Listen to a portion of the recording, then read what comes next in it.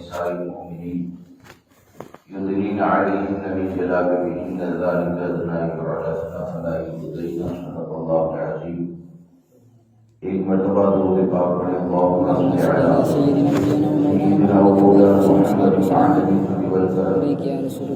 وآله الكرام وأصحابه الكرام الكريم وبارك وسلم. صلاة وسلام عليك يا سيدي يا رسول الله صلى الله تعالى عليه وسلم. سامعین کرام اور رفیقان گرامی، چند باتیں آپ کے سامنے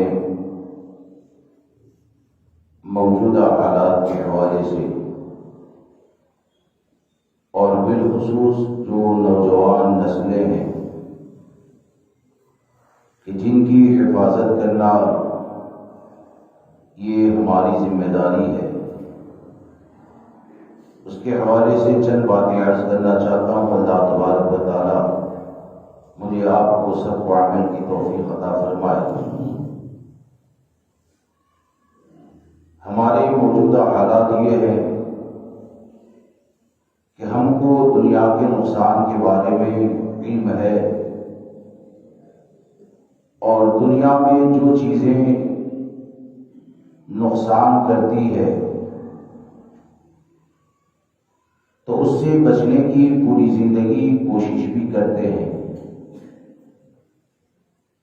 مثال کے طور پر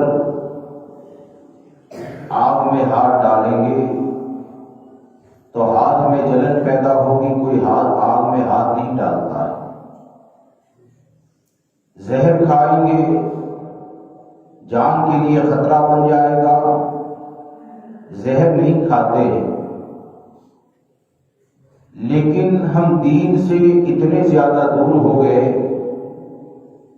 کہ آج جہاں کہیں بھی حالات ایسے پیش آتے ہیں کہ پوری مسلم قوم کے لیے ایک شرمندگی کا ذریعہ بن جاتے ہیں، تو اس کی وجہ خود ہماری آزادی ہے اور شریعت مطہرہ کے قانون کو توڑنا ہے. کہ ہماری آزادی نے ہم کو اس کنڈیشن میں لا کر کھڑا کر دیا کہ باپ تو اگرچہ 5 وقت کا نمازی ہو، مسجد آباد کرنے والا ہو، لیکن جو ہماری آنے والی نسل ہے، نوجوان طبقہ، چاہے اس کا تعلق لڑکے سے ہو چاہے لڑکی سے ہو، یہ بے شمار مرتبہ ہم نے دیکھ لیا کہ یہ نوجوان طبقہ پوری مسلم برادری کے لیے شرمندگی کا کبھی ذریعہ بن جاتا ہے، کبھی خاندان کے لیے ذلت کا ذریعہ بن جاتا ہے، کبھی ماں باپ کے لیے گھر سے باہر نکلنا مشکل ہو جاتا ہے. ہم کو یہ دیکھنا ہے کہ آخر ہمارے حالات ایسے کیوں پیدا ہوئے ہیں. آج جو اتنی زیادہ بے غیرتی پیدا ہو گئی، ورنہ پہلے تو یہ تھا کہ ایک اگر شراب پینے والا ہے تو جب تک شراب کا نشہ نہ اتر جائے وہ گھر کے باہر نظر نہیں آتا تھا. پہلے تو یہ تھا کہ علاقے میں اگر ایک لڑکے یا لڑکی کے زنا کا معاملہ ہو جائے تو پورے علاقے میں کئی مہینے تک اس کے خاندان والے نظر نہیں آتے تھے. لیکن آج ایسے حالات ہو گئے کہ ہمارے لڑکوں کے چرچے، ہماری لڑکیوں کے چرچے یہ گلی گلی ہونے لگے. باپ بھی جانتا ہے، بہرا بن گیا، ماں بھی جانتی ہے، احساس نہیں ہے. آخر اس کی وجہ کیا ہے؟ یقین جانے اس کی سب سے بڑی وجہ یہ ہے کہ مسلمان اپنی عقل کے مطابق اور یورپی کلچر کے اندر اتنا زیادہ آزاد ہو گیا کہ جب وہ کوئی کام غلط کرتا ہے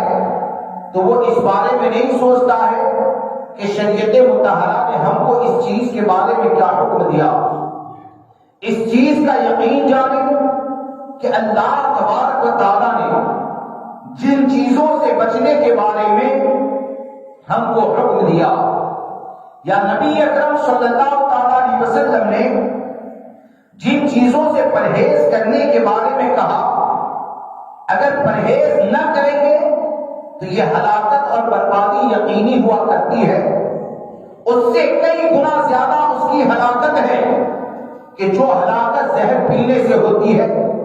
اس سے کئی گنا زیادہ ہلاکت ہے کہ جو ہلاکت آگ میں ہاتھ ڈالنے کی بنیاد پر ہوتی ہے۔ آج میں آپ کو ایک مثال دیتا ہوں کہ آج جو برائیوں کا دروازہ کھلتا ہے تو ہم باپ تو بن گئے، لڑکی اور لڑکا ہمارے گھر کے اندر جوان تو ہو گیا، سوال یہ پیدا ہوتا ہے کہ بحیثیت باپ کے ہماری ذمہ داری کیا ہے؟ ماں اگر ہے تو اس کی ذمہ داری کیا ہے؟ کیا یہ ہے کہ نکاح کیا، نکاح کر کے بچے پیدا کر دیے، بچے پیدا ہو گئے، موبائل دے دیا، موبائل ہاتھ میں آ گیا، جوان ہو گئے، جوان ہو گئے، شادی کر دیے، شادی ہو گئی، انہوں نے بچے پیدا کر دیے، کیا یہ ذمہ داری ہے؟ اصل ہماری ذمہ داری یہ ہے کہ اللہ تبارک و تعالیٰ نے اپنے کرم سے جو اولاد عطا فرمائی ہے اسے سچا غلام مصطفیٰ بنا دیا جائے۔ اصل ہماری ذمہ داری یہ ہے کہ جو اولاد اللہ تبارک و تعالیٰ نے عطا فرمائی ہے اور اس میں لڑکیاں ہیں تو ان لڑکیوں کو سیدہ فاطمہ الزہرا کی کنیزہ بنا دیا جائے اور تربیت ایسے پاکیزہ ماحول میں ہو کہ وہ دوزخ کے عذاب سے بچ جائے اور جنت میں داخل ہو جائے۔ اگر ایک باپ نے،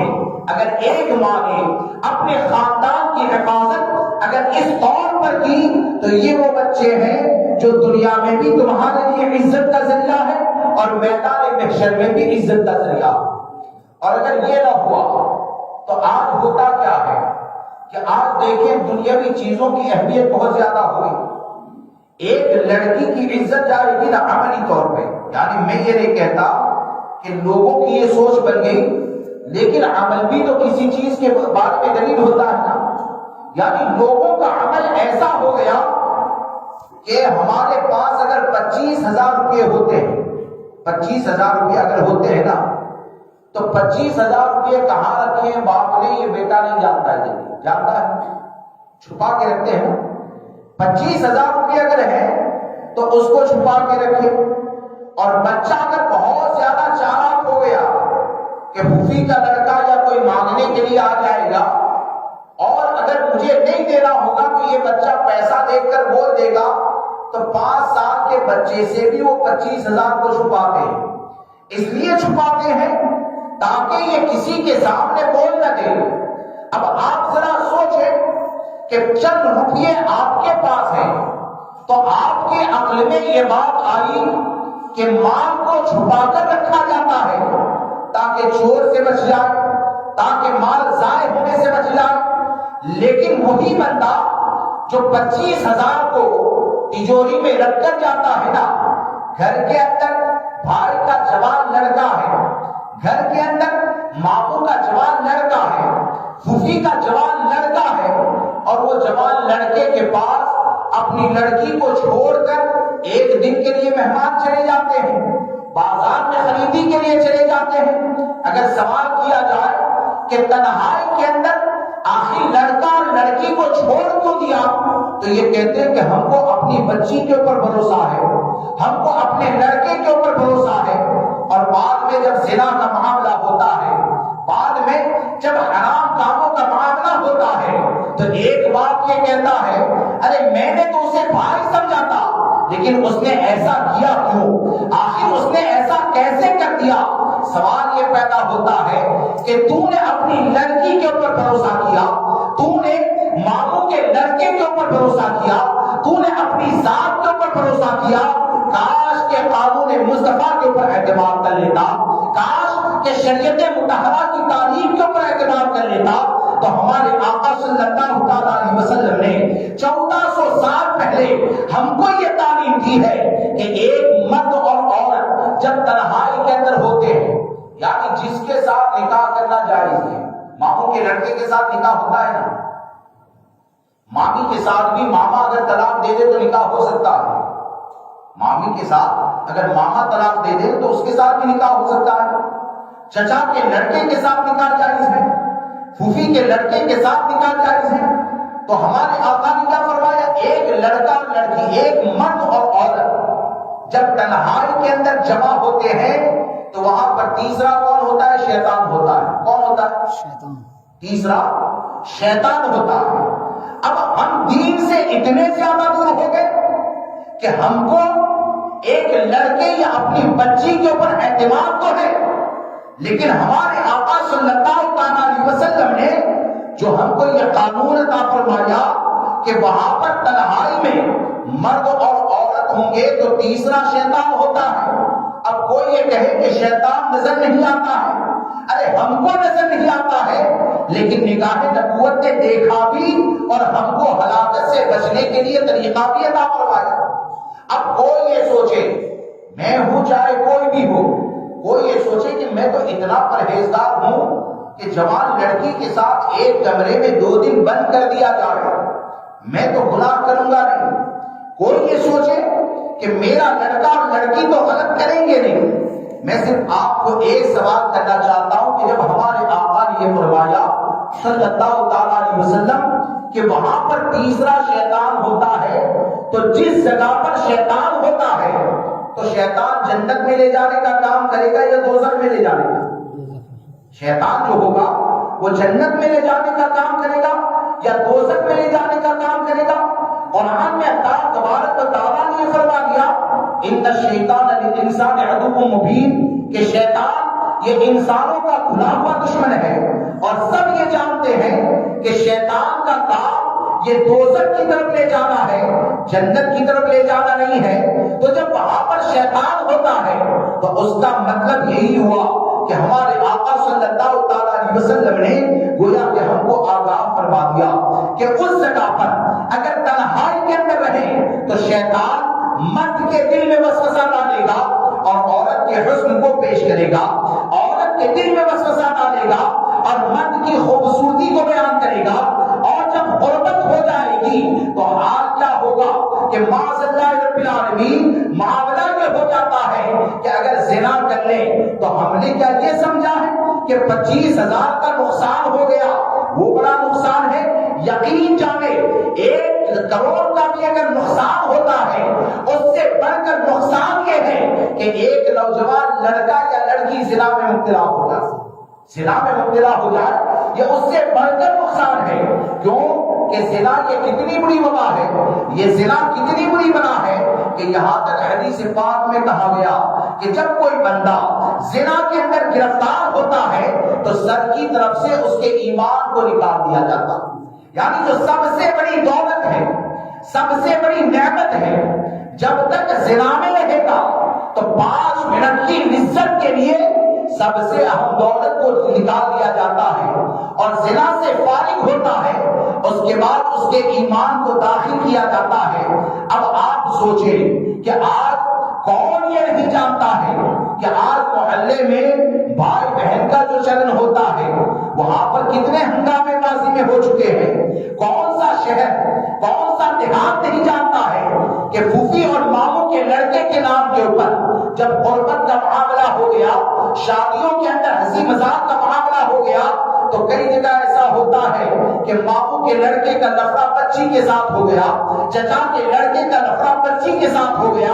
اب جاتے ہیں باپو میں تو یہ نہیں چاہتا کہ میری لڑکی کا نکاح بھائی کے لڑکے کے ساتھ ہو، باپو میں تو یہ نہیں چاہتا کہ میری لڑکی کا نکاح میرے پھوپھی کے لڑکے کے ساتھ ہو، لیکن میری لڑکی ماننے کے لیے تیار نہیں ہے۔ آخر یہ بغاوت کا راستہ کھولنے والے کون ہیں؟ یہ بغاوت کا راستہ کھولنے والے وہ ماں باپ ہیں کہ جن ماں باپوں نے قانون مصطفیٰ کو توڑا اور شریعت کے قانون کو توڑ کر یہ جو تنہائی کا موقع دیا ہے اور شریعت مطہرہ کے قانون کو توڑا ہے، تو اس کا نتیجہ ہے کہ یہ خرابیاں برباد پیدا ہو جاتی ہے، یہ بربادیاں پیدا ہو جاتی ہے۔ اس لیے دوستو اس چیز کو یاد رکھے چلیں کہ اگر ہم اپنے آپ کو بچانا چاہتے ہیں، ہم اپنی نسل کو بچانا چاہتے ہیں، تو اس چیز کو یقین رکھے کہ تمہارا کوئی کتنا بھی قریبی رشتہ دار ہو، تو کوئی تمہارا کتنا بھی قریبی ہو، ہمارے آقا صلی اللہ تعالی علیہ وسلم سے بڑھ کر